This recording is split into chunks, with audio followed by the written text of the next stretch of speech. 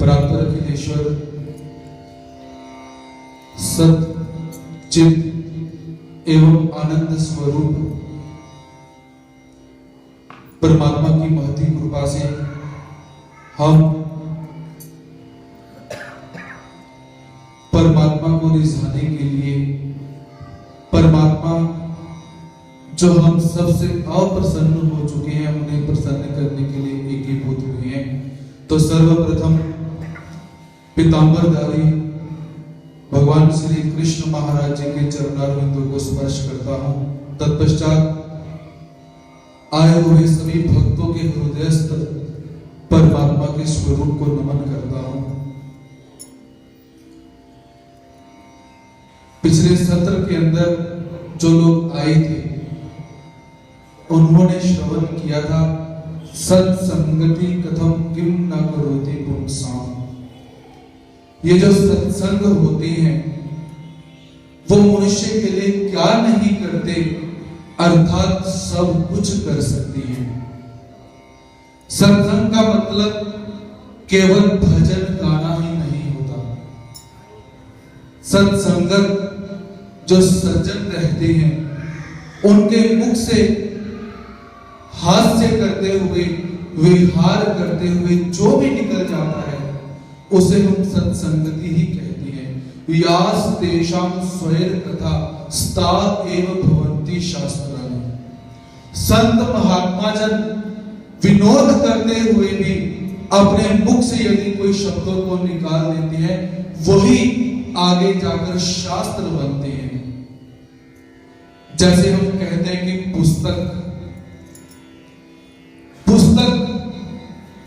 उस तक कभी नहीं लेकर जा सकती। उस तक अर्थात परमात्मा तक। जो उस तक पहुंच चुके हैं उनके द्वारा ही पुस्तक लिखी गई है। पुश अर्थात इंग्लिश का एक शब्द है पुश करना, हिंदी में भी वही आता है पुश। पुश अर्थात धकेलना। तो पुस्तक और शास्त्र करते क्या है, हम सबको धक्का लगाते हैं कि चलो आज सत्संग है, आज चलते हैं, धक्का लगाते हैं। और जो उस तक पहुंच चुका हुआ है वही पुस्तक लिखता है, और जो पुस्तक को पढ़ता है वो पुस्तक धीरे धीरे पहुंच ही जाता है। रामचरितमानस के अंदर दो ही द्वंद्व हमें प्राप्त होते हैं। एक है दशरथ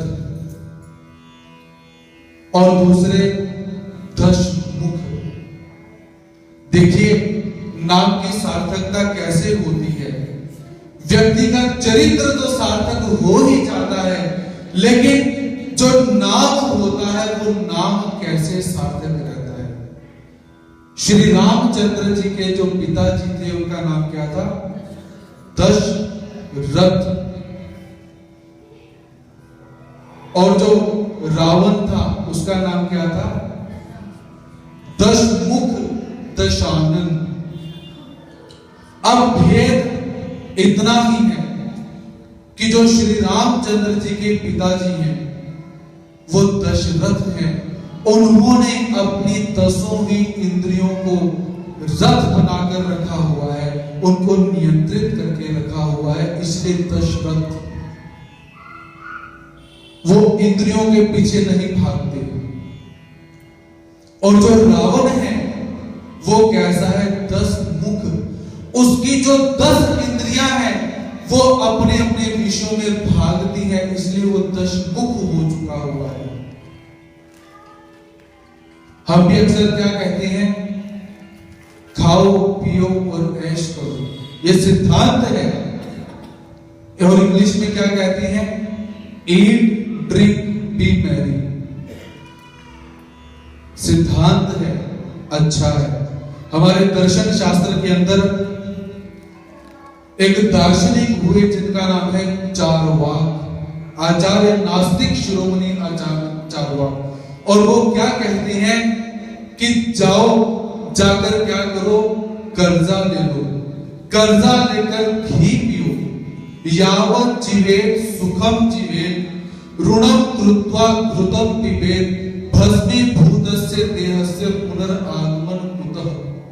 कि जब तक जीना है सुखी होकर जियो, लोगों से कर्जा लो और कर्जा लेकर घी पी लो, ये शरीर जब मर जाएगा दोबारा जन्म किसने देखा, उनका सिद्धांत है।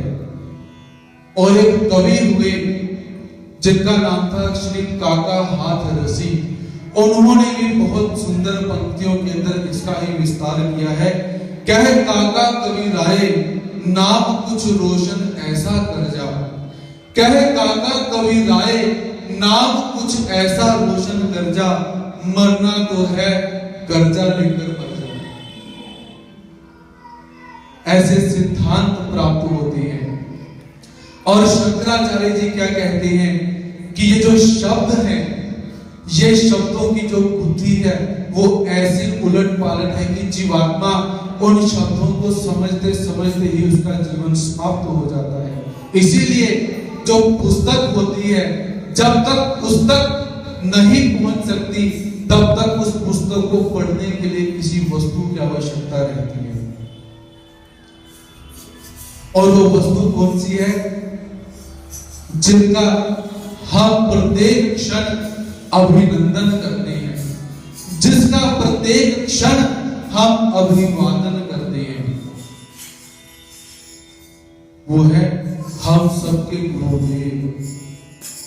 ग्रंथ आप जितने मर्जी घर में बैठकर पढ़ लो, लेकिन जब तक संत मुख से आप उस ग्रंथ का श्रवण नहीं करते तब तक वो ग्रंथ सार्थक नहीं होता। एक घटना आपको सुनाना चाहूंगा। पुराने समय के अंदर एक मंदिर बनवाया गया।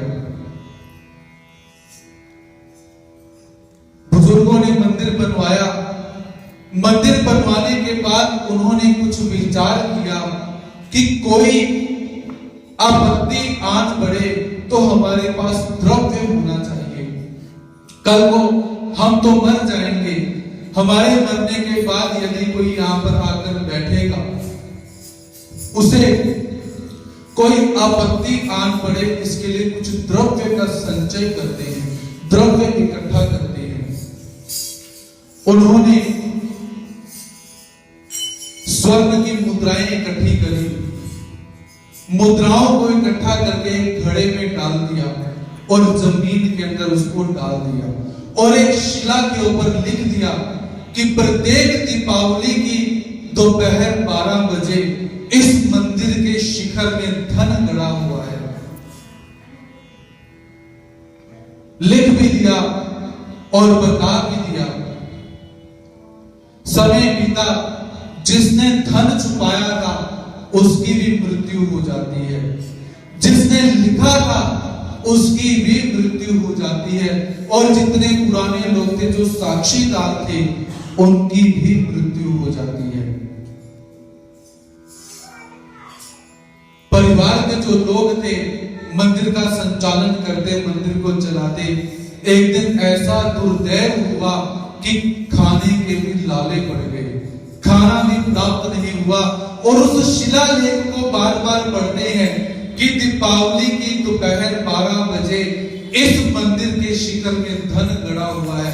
तो मन ने विचार किया कि अब पैसा चाहिए तो मंदिर का शिखर ही तोड़ देते हैं, पैसा आएगा फिर मंदिर बनवा देंगे। लेकिन फिर विचार करते हैं कि बदनामी बहुत हो जाएगी, क्योंकि मंदिर जो होते हैं वो कभी तोड़े नहीं जाते। बहुत बड़ा पाप होता है मंदिर को तोड़ना, और मंदिर बनवाना इसके समान कोई दूसरा पुण्य भी नहीं है। लेकिन द्रव्य चाहिए। उन्होंने क्या किया, दीपावली आने ही वाली थी, प्रतीक्षा नहीं की, मंदिर का जो गुंबद था उस गुंबद को तोड़ दिया, लेकिन धन प्राप्त नहीं हुआ।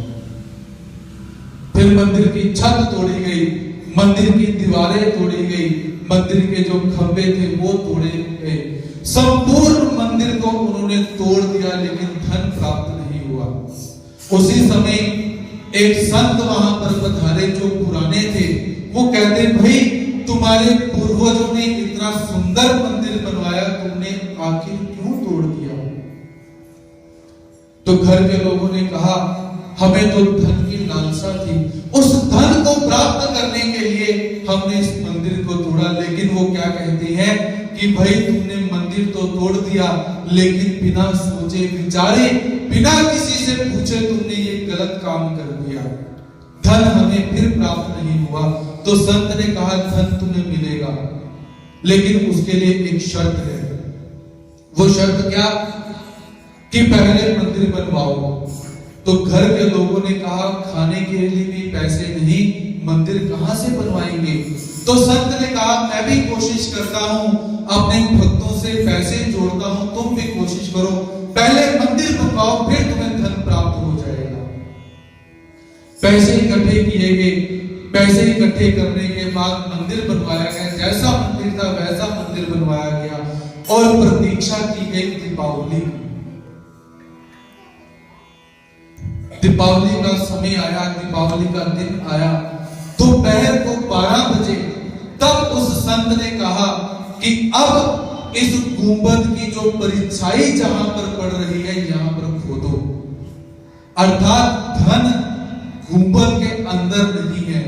दीपावली के दिन 12 बजे जब धूप निकलेगी, उसकी परछाई जिस जमीन पर, जिस जगह पर गिरेगी, उस जगह पर धन रखा हुआ है। इसीलिए मैं भी आपसे यही निवेदन करता हूं कि यदि परमात्मा रूपी धन को प्राप्त करना है तो गुरु रूपी तत्व को, साधन को अपने जीवन में धारण कीजिए। यदि आप गुरु को छोड़कर चलना चाहोगे तो परमात्मा कभी प्राप्त नहीं होंगे, क्योंकि गुरु बिन ज्ञान ना भयो।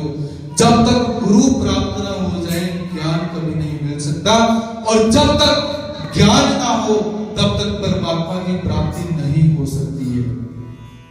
और जिन्हें गुरु प्राप्त हो चुके हुए हैं वो अपने आप को धन्य मानिए, क्योंकि आज के समय में क्या है कि जो शिष्य होते हैं वो जब गुरु के पास जाते हैं, वो गुरु के पास जाकर शिष्य बनकर नहीं जाते, गुरु बनकर जाते हैं। क्योंकि हम जब भी मंदिर जाएंगे अपने आप को भर कर जाते हैं, अहंकार के वशीभूत होकर जाते हैं। एक ऐसा ही शिष्य गुरु जी के पास गया, कहता गुरुदेव मैं आपकी शरण में आया हूं, आपके पास रहना चाहता हूं, आपसे कुछ शिक्षा ग्रहण करना चाहता हूं। गुरुदेव ने कहा आइए, अच्छी बात है। तो शिष्य गुरु के पास निवास करना उसने प्रारंभ किया। बारिश का मौसम चल रहा है, तो गुरुदेव शिष्य से निवेदन करते हैं कि जाओ बाहर जाकर देखकर आओ बारिश हो रही है कि नहीं। अब शिष्य हमारे जैसा आलसी, वो कहता गुरुजी ये बिल्ली अभी बाहर से ही आई है, इसके ऊपर हाथ मार के देख लो, बिल्ली होगी तो बारिश है, नहीं तो फिर नहीं है। गुरु ने कहा भाई ये तो ज्यादा ही चैप्टर शिष्य प्राप्त हुआ है। कहते खैर कोई बात नहीं। अगला दिन बीता, बारिश का समय चल रहा था, तो गुरु ने शिष्य से पुनः कहा कि भाई जाकर जाओ बाहर, गौ माता खड़ी है, वो बंधन में बंधी हुई है, उसे बंधन से मुक्त कर दो। शिष्य फिर कहता गुरुदेव आपके होते हुए बंधन से मैं मुक्त करूं, मैं इतना बड़ा काम आपके सामने नहीं कर सकता। गुरुजी फिर उठे, गुरुजी फिर गए, गौ माता को बंधन से मुक्त किया, सूखी जगह पर डाला। रात का समय हुआ, गुरुजी सोने के लिए गए, दीपक जल रहा था, तो गुरुजी को नींद नहीं आई। गुरु ने फिर शिष्य से कहा कि भाई ये थोड़ा सा दीपक बुझा दो। तो शिष्य कहता गुरुदेव रामचरितमानस को याद कीजिए। गुरु कहते दिया बुझाना है, रामचरितमानस को क्या याद करो? कहता याद करो, आप हुए जग हुआ, गुरुजी आंखें बंद करो, दीपक बंद हो जाएगा। गुरु कहते भाई ये तो काम खराब है। सुबह का समय हुआ, यजमान पधारे, तो यजमान अब ठाकुर जी के लिए 56 भोग लेकर आए, जैसे आप लेकर आए हो। भगवान जी को, ठाकुर जी को भोग लगा। अब गुरु जी कहते भाई ये 56 भोग लग चुकी है, थोड़ा सा प्रसाद खाओ। शिष्य कहता गुरु जी मैंने आपकी तीन आज्ञाएं नहीं मानी, ये चौथी आज्ञा मैं नहीं मानूंगा, ऐसा नहीं है, लाओ प्रसाद दे दो। ऐसे कुछ शिष्य भी होते हैं, लेकिन शिष्य वही शासितों योग्य इति शिष्य, जिसके ऊपर गुरु शासन करता है उसे शिष्य कहा जाता है। कि खड़े हो, आज्ञा प्राप्त हुई कि तुम खड़े हो जाओ तो तुम खड़े हो, वो शिष्य कहलाता है। गुरु जी ने कहा कि यहां पर बैठ जाओ, आप कौन पर बैठे हो, तो इसलिए आप शिष्य कहलाओगे। जिसके ऊपर गुरु शासन करता है उसे शिष्य कहा जाता है। तो यदि आप लोगों ने गुरु को धारण किया हुआ है तो अपने आप को सौभाग्यशाली मानिए। तो आइए एक भाव का यहां पर हम श्रवण करते हैं। गुरु चरना दी ठंडी ठंडी छां, आओ विनसीबा वाले ओ, गुरु चरना दी ठंडी ठंडी छां, आओ विनसीबा वाले ओ, गुरु चरना दी ठंडी ठंडी छां, आओ विनसीबा वाले ओ, गुरु चरना दी ठंडी ठंडी छां, आओ विनसीबा वाले ओ। पावना दी नाल जुड़ कर उते आंदे, दर उते आंदे, पावना दी नाल जुड़ कर उते आंदे, दर उते आंदे। मंगिया मुरादां दा पूरा फुल पांदे, पूरा फुल पांदे। मंगिया मुरादां दा पूरा फुल पांदे, पूरा फुल पांदे। इस दर उते अलख जगा,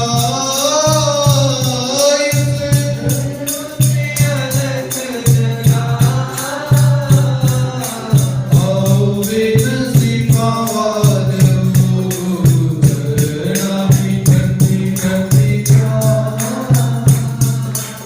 आओ विनसीबा वाले ओ, गुरु चरना दी ठंडी ठंडी छां, आओ विनसीबा वाले ओ। सतगुरु पीरिया दी रहमत बरसाई, रहमत बरसाई। सतगुरु पीरिया दी रहमत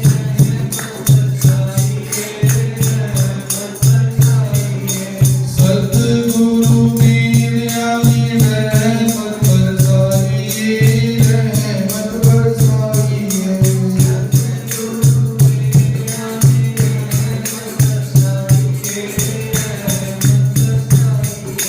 नाम वाली दात राती झोली विच पाई, झोली विच पाई। नाम वाली दात साडी झोली विच पाई, झोली विच पाई। तू भी दर उते डेरा ला, तू भी दर उते डेरा ला, आओ विनसीबा वाले ओ, गुरु चरना दी ठंडी ठंडी छां,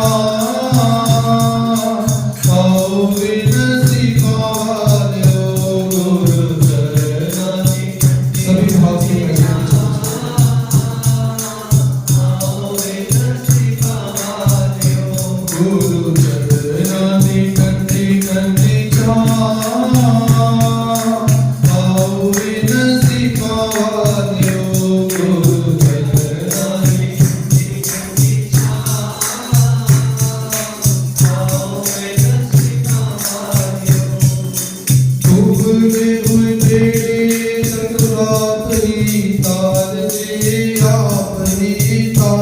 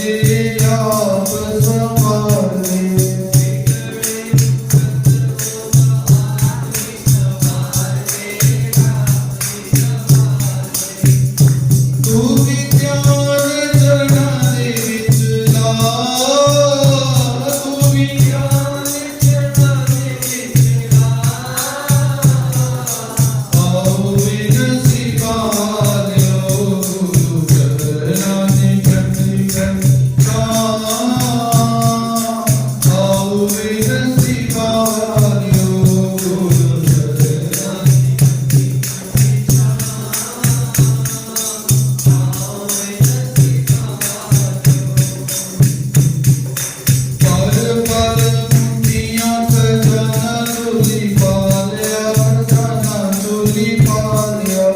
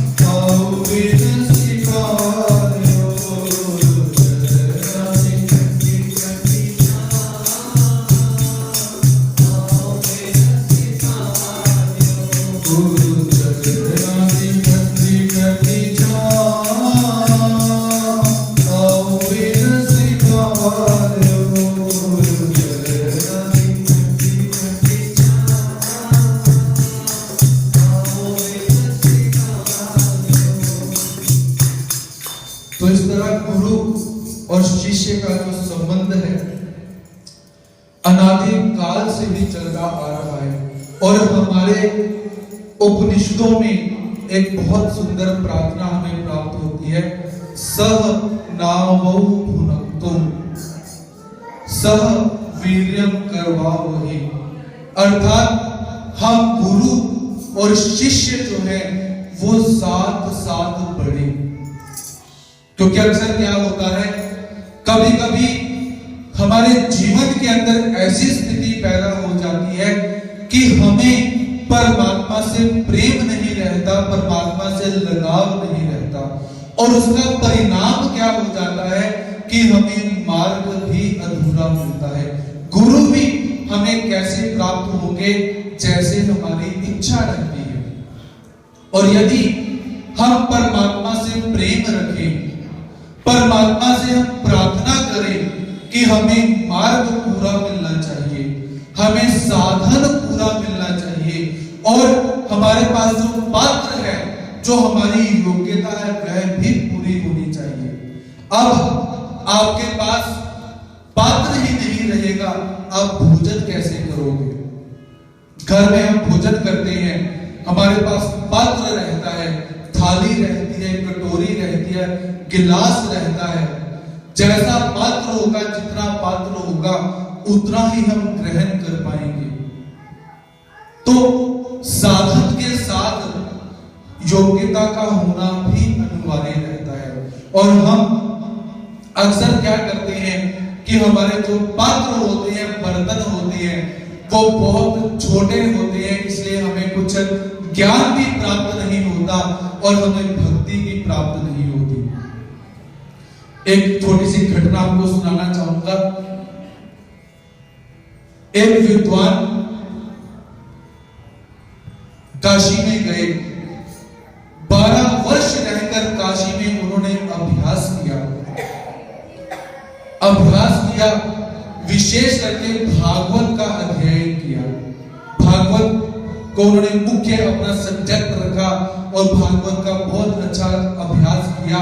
और जब 12 वर्ष समाप्त हुए तो अपने गांव की तरफ लौटने के लिए उद्यत हुए। सामान उठाया, रेलवे स्टेशन गए, टिकट खरीदी और जाकर रेलगाड़ी के अंदर जाकर बैठ जाते हैं। रेलगाड़ी चली, एक स्टेशन आया, गाड़ी 15-20 मिनट रुकने वाली थी, तो उन पंडित ने मन में विचार किया कि चलो कुछ फलाहार कर लिया जाए, कुछ खा लिया जाए। पुराने पंडित थे, फलाहार खाने के लिए गए, नए होते तो पिज्जा बर्गर खाने के लिए उतरते। पुराने समय की बात है। दुकान पर गए, जाकर कहा कि फलाने ये फल मुझे दे दो। फल दिए, उसको पैसे देने के लिए जैसे ही हाथ अंदर डाला, वो हाथ जैसे ही अंदर डाला, दूसरी तरफ से बाहर किसी ने जेब काट लिया। पुराने समय में वो अंदर से जो अंगरखा डालते थे, यहां जेब लगी होती थी। अब मन में विचार किया, पैसे भी नहीं, टिकट भी नहीं। फल वाले को कहा भाई पैसे नहीं है। फल वाले ने कहा चलो आप संत महात्मा हो, थोड़े से तो ले जाओ। वो कहते नहीं। और मन में विचार करते हैं कि चोर पैसे तो ले गया, टिकट ही छोड़ जाता। और विचार करते हैं कि ये जो चोर है ये भी कृष्ण कृष्ण करने वालों को भी लूट लेते हैं। कैसा घोर कलयुग आ गया। लोग गंगा नहाने के लिए जाते हैं और गंगा नहाते हुए क्या कहते हैं, हर हर गंगे हर हर गंगे। उनके पूर्वज भी देखते हैं कि हमारी ये जो नई पीढ़ी आई हुई है अच्छा भजन पूजन करती है, अच्छा पाठ करती है, लेकिन उसके साथ क्या है, चोर लुटेरे उनके पास घूमते हैं। जब ये कहते हैं कि हर हर गंगे हर हर गंगे, तो वो क्या कहते हैं, तुम करो हर हर गंगे, हम कर देंगे तुमको नंगे। अर्थात तीर्थ स्थानों पर भी चोरियां होती रहती हैं। तो वो संत परमात्मा का नाम कर जपने वाले, भजन कीर्तन करने वाले, उनकी जेब कट जाती है तो मन में विचार करती है कोई बात नहीं, मेरे हाथ में माला है और भागवत की पोथी है, पैसे फिर आ जाएंगे। स्टेशन से बाहर निकले, 2-3 किलोमीटर एक आगे एक और गांव था। उस गांव में मन में विचार करते हैं कि उस गांव में जाता हूं, भागवत करूंगा, कुछ पैसे इकट्ठे हो जाएंगे तो अपने घर में चला जाऊंगा। गांव 2-3 किलोमीटर दूर उस गांव में प्रवेश किया और सबसे पहले मन में विचार करते हैं कि गांव का जो पुरोहित है, जो पंडित है, उसके पास जाता हूं, फिर उसे आगे निवेदन करूंगा। पूछ कर उस पुरोहित के घर में गए। अब गांव का पुरोहित वहां पर बैठा हुआ है। ये गए, जाकर कहते हैं कि जय श्री कृष्ण। वो पुरोहित कहता है भाई हाँ जी क्या चाहिए। पंडित ने मन में विचार किया, ना जय श्री कृष्ण का जवाब दिया, ना पूछा कहां से आए हो, कहां जा रहे हो। ये तो बहुत गुस्से में बोल रहा है। फिर पंडित ने कहा भाई मैं काशी से आया हूं, शायद स्थान का नाम सुन के कुछ ढीला पड़े। वो कहता तुम काशी से आओ या कलकत्ता से आओ, हमें क्या। अब पंडित ने मन में विचार किया ये तो बहुत गलत स्वभाव का आदमी है। फिर आगे कहता भाई तुम भी ब्राह्मण हम भी ब्राह्मण, तो थोड़ी सी तो बात सुनो। कहता अच्छा सुनाओ, क्या सुनाना चाहते हो। तो पंडित कहते भाई मैं भागवत करता हूं। तो पुरोहित कहता भागवत ये क्या होता है, ये तो हमने सुना ही नहीं। भागवत करते हो मतलब क्या करते हो। वो कहते मैं भागवत करता हूं, काशी में रहा हूं, 12 साल मैंने अध्ययन किया है। तो गांव का जो पटेल है उसके पास मुझे लेकर चलो और उसको बोलो कि ये पंडित जी भागवत करेंगे। वो कहते मैं नहीं जाता। उसने फिर थोड़ा सा निवेदन किया तो जो पुरोहित था वो मान जाता है। पुरोहित और पंडित दोनों उठे। जो उस गांव का मुखिया था, पटेल था, उस पटेल के घर में चले गए। उस समय एक सभा लगी हुई है, पटेल चबूतरे के ऊपर बैठा हुआ है। तो पुरोहित ने जाकर कहा भाई श्रीमान ये पंडित जी आए हैं काशी से, ये भागवत करते हैं। अब वो पटेल भी कैसा, जैसा पुरोहित वैसा है पटेल। वो कहता है ये भागवत होती क्या है, मैंने तो कभी आज तक नाम सुना नहीं है, हमें नहीं करवानी भागवत, इसे ले जाओ यहां से। उसने भी ना कर दी। अब हुआ क्या, उस पटेल के 2 छोटे छोटे बच्चे थे, नाती। उन्होंने रोना शुरू कर दिया, जिद करनी शुरू कर दी, हम तो भागवत देखेंगे, हम तो भागवत देखेंगे, हमें भागवत दिखाओ, हमें भागवत दिखाओ। अब भागवत सुनाई जाती है कि दिखाई जाती है। अब बच्चों को लगा कि कोई जादूगर का कोई काम होगा, कोई शेर निकलेगा, कोई भालू निकलेगा। अब बच्चों ने रोना शुरू कर दिया, पंडित जी थोड़ा दूर चले गए। तो पटेल ने कहा कि रे पुरोहित, मेरे बच्चे रो रो कर मर जाएंगे, जाओ उस पंडित को बुलाओ, जल्दी बुलाकर लेके आओ, उसको पर भागवत दिखाइए। पंडित जी को बुलाया गया कि पटेल मान गया है, आओ भागवत दिखाओ। तो पंडित कहता थोड़ा रुको, स्नान करने दो, पवित्र होने दो, फिर कहते कोई स्नान नहीं, कोई कुछ नहीं, आकर जल्दी से भागवत दिखाओ। पंडित कहता है मूर्खों का गांव, कोई स्नान नहीं, ध्यान नहीं। खैर वो पंडित जी आगे गए और मन में विचार करते हैं, चलो आसन तो बिछाई देंगे, तिलक तो लगाई देंगे, एक हार तो चढ़ाई देंगे। वहां पर जब पहुंचे तो पहुंचने के बाद वो पटेल क्या कहता है, इतनी देर लगाई जाती है, भागवत जल्दी करो, भागवत दिखाओ। वो कहता कुछ मंत्र तो पढ़ने दो, कहते जल्दी करो जो करना है। खैर उस पंडित ने अपना जो कंबल था वही बिछाया, खुद जिस चबूतरे के ऊपर पटेल जी बैठे थे उस पर बैठ गया और शुरुआत की करी। सच्चिदानंद रूपाय ईश्वरपत्यादि हेतवे तापत्रय विनाशाय श्री कृष्णाय वयं नमः। अब भागवत शुरू की गई। जो 10-15 लोग पहले बैठे हुए थे वो भी बैठे हुए थे, वो भी प्रतीक्षा में कर रहे हैं कि अब भागवत दिखाएगा, अब भागवत दिखाएगा। पंडित जी अपना बोल रहे हैं, बच्चे भी बैठे हुए हैं कि शायद अब भागवत निकलेगी, अब भागवत निकलेगी, अब भागवत निकलेगी। और ये पंडित 1 घंटे से कथा का वाचन कर रहे हैं।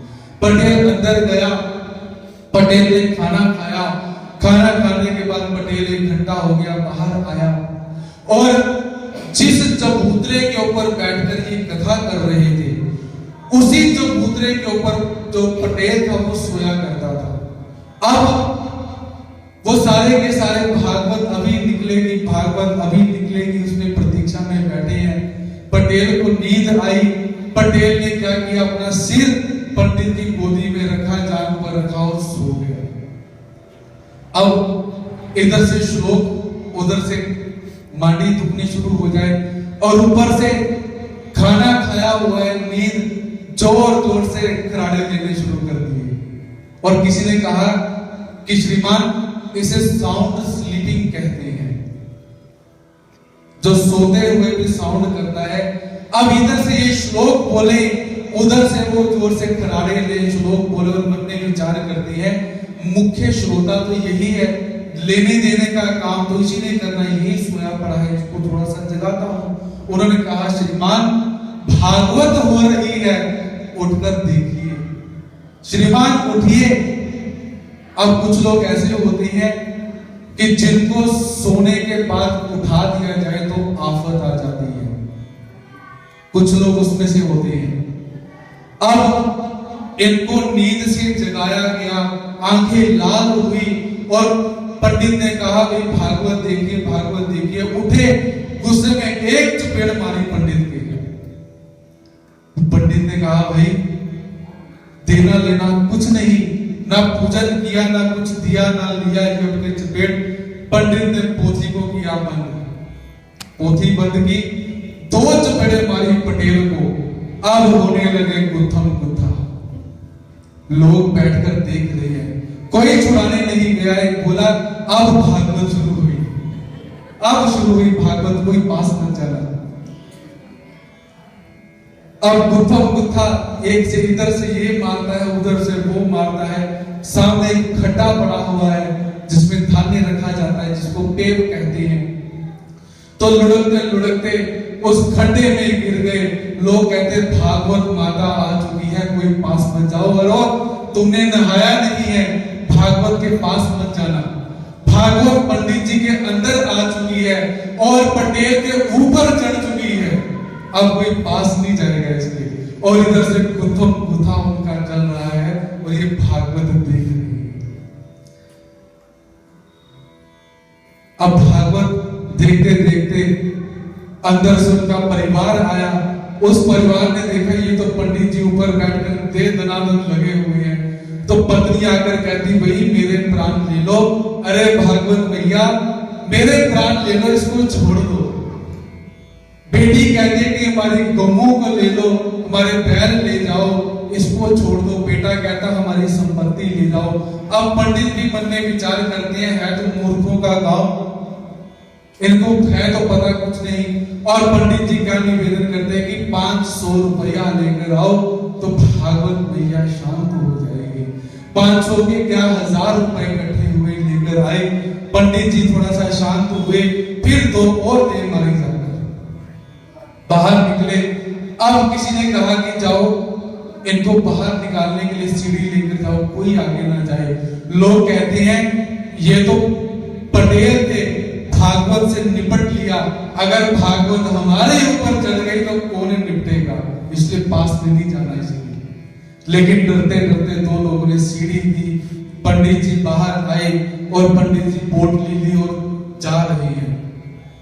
लोग पटेल को पकड़ा, पटेल को बाहर निकाला और कहते भाई पटेल ये थोड़ी सी चोटें लगी हैं, ये तो ठीक हो जाएंगी, पर तुमने दलेरी बहुत दिखाई, ऐसी भागवत आज तक हमने नहीं देखी और ऐसी भागवत तुम ही करवा सकते हो, हम नहीं करवा सकते, बहुत तुम्हारा रहा।